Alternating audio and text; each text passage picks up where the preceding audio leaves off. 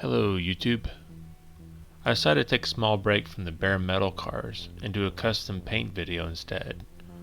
More specifically, a custom repaint of this 1980 Kenner Pontiac Firebird. This car's paint job is in pretty bad shape, but the car itself is in great shape. No big chunks of metal missing, and it still has most of its chrome on the plastic.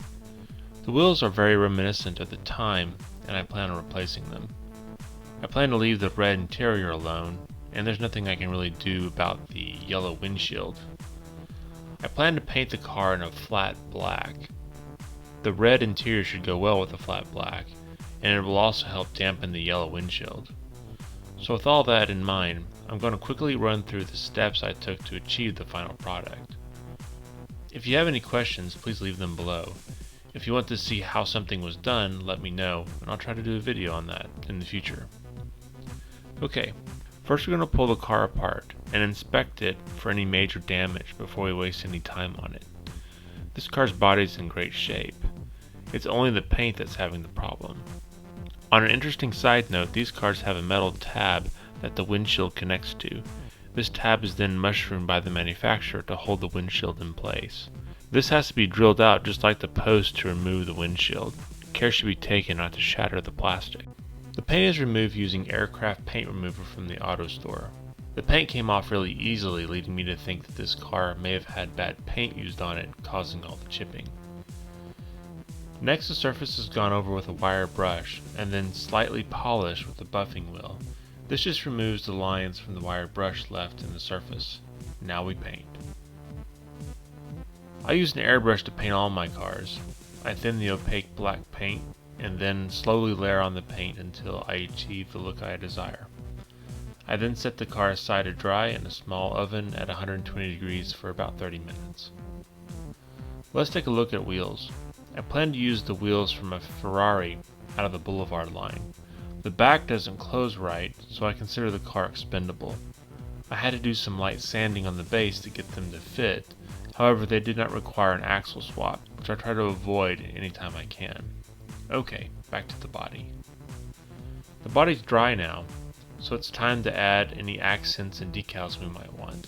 I do not plan to add any decals, and the only accents this car really needs is in the headlights, which you can see here. Now all that's left is any interior adjustments we wish to make, so let's take a look. Here's the interior of the car. As usual, the interior is just an injection molded piece of plastic of one color. We can actually do a lot with this to help add some realism to the car. Obviously, cars do not have absolute monotone interiors, so we can add quite a bit of character to this with the use of some simple paint techniques. So let's take a look at that. As you can see, several changes were made. The front console and steering wheel were painted along with the back. I used modeler's masking tape to mask off the seats. Once this was dry, I did an oil wash to the seats. The oil wash fills in the crevices that gives a shade effect, giving the seats dimension that can't be attained with just one color. Once this was dry, I gave everything a gloss coat. This also gives dimension to the seats and offsets the interior from the flat black of the car. On the back of the interior, the black paint helps make the back of the seats pop out, lending to the overall realism. So real quick, let's see what the car looks like with the old interior. Okay, and now with the new interior. In my opinion, that looks better, but let me know below. Well, that completes this repaint. I'm pleased with the overall look. The total time spent on this car, excluding drying time, was around 45 minutes.